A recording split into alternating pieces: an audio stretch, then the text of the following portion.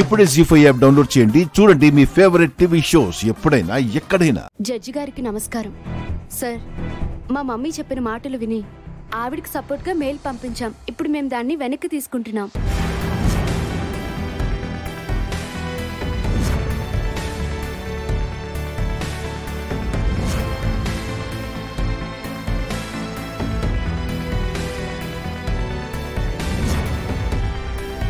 Sir, మా అక్క గుండమ్మ చాలా మంచిది సార్.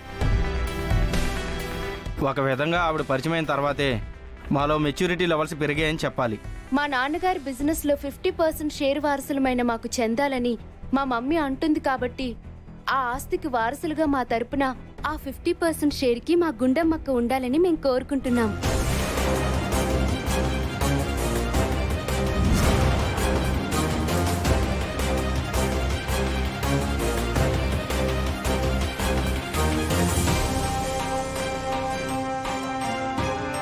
ఆవిడ వల్ల మా బిజినెస్ డెవలప్ అవుతుందన్న నమ్మకం మా ఇద్దరికీ ఉంది సార్. దయచేసి ఆ అధికారం మా గుండమ్మక్కకే ఇవ్వండి.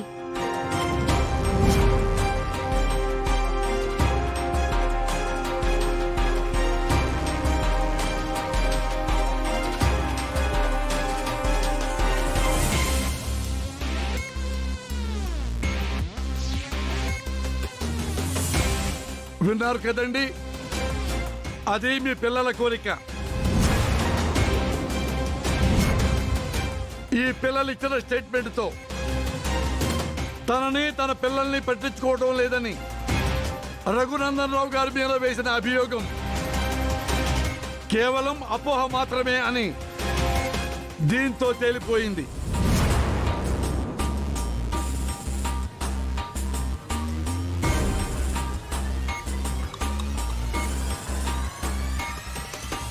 దారులు వేరైనా ఇద్దరు భార్యాభర్తలు కోరుకుంటుంది ఆ పిల్లల భవిష్యత్తే. కాబట్టి ఆ పిల్లలు తీసుకున్న నిర్ణయాన్నే ఈ కోర్టు సమర్థిస్తుంది.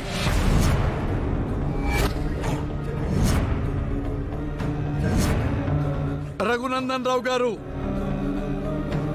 తన బిజినెస్ పార్ట్నర్ గా గుండమ్మే తగిన నిర్ణయమే అని ప్రస్తుత పరిస్థితి యథావిధిగా కొనసాగించవచ్చని ఈ కోర్టు తీర్పిస్తుంది.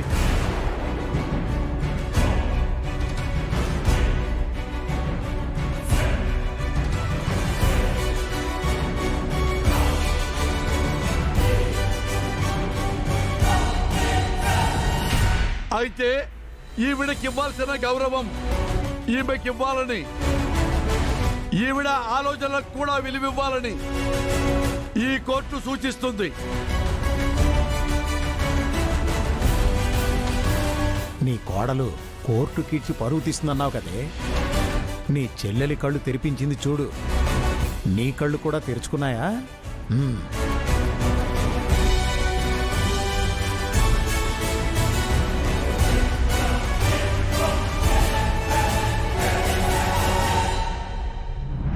పిన్ని, అయిపోయిందేదో అయిపోయిందిగా, వదిలేసే.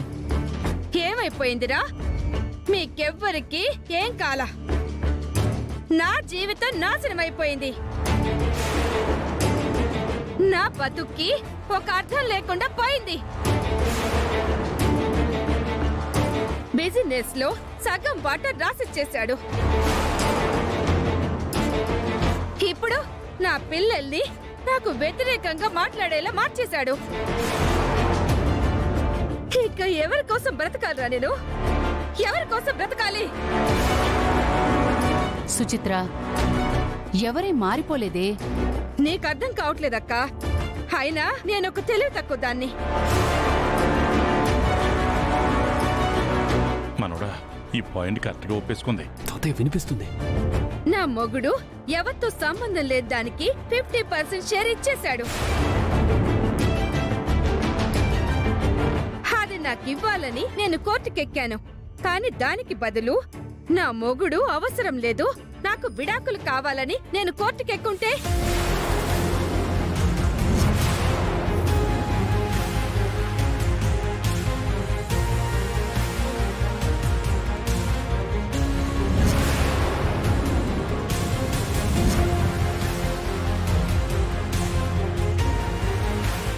బిజినెస్ లో సగం వాటా కాదు, ఆస్తిలో మొత్తం సగం వాటా నాకొచ్చుండేది. ఇప్పుడు అదే పని చేస్తా.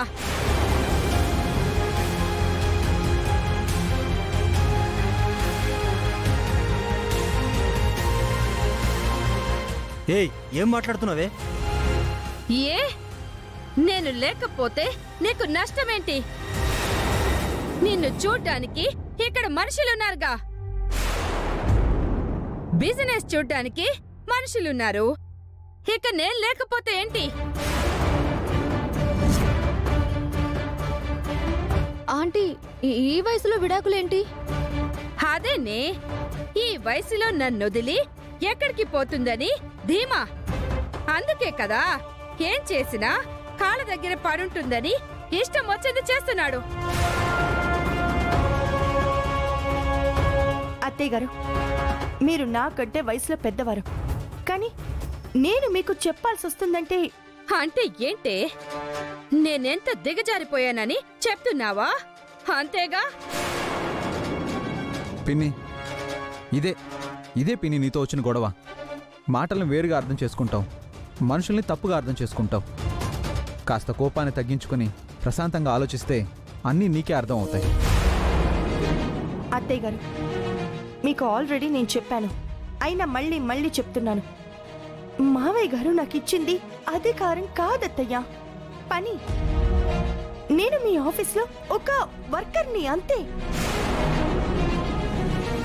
కన్స్ట్రక్షన్ బిజినెస్ ఒక దారిలో పడేంత వరకు కష్టపడి బిజినెస్ ని డెవలప్ చేయడం నా డ్యూటీ. అది పూర్తవ్వగానే మావయ్య గారు నాకిచ్చిన 50% షేర్ ని ఆయన వద్దన్నా సరే నేను మీ పేరు మీద మొత్తం ట్రాన్స్ఫర్ చేసేస్తాను. ప్లీజ్ అత్తయ్య, నా మాట నమ్మండి. ఓహో, అవునా? వింటున్నావాక్క?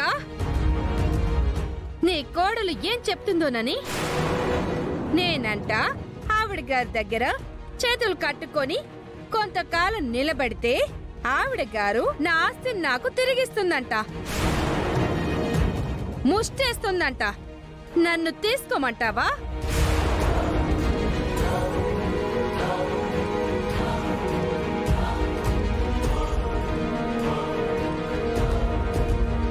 చూసావా గుండమ్మ, నీ మాటలను అది ఎలా అర్థం చేసుకుందో?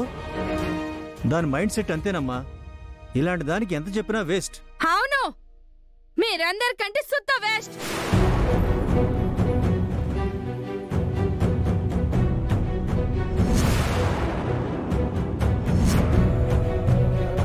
మీ భార్యగా మీతో ఇంకా కలిసి ఉండటం అన్నింటికంటే ఇంకా వేస్ట్.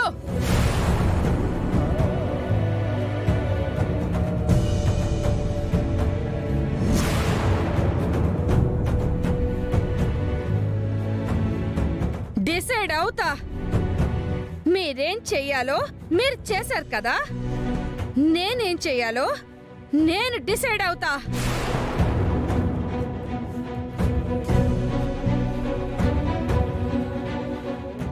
జీ5 యాప్ డౌన్లోడ్ చేసి అన్ని ఎపిసోడ్స్ పూర్తి ఉచితంగా చూడండి.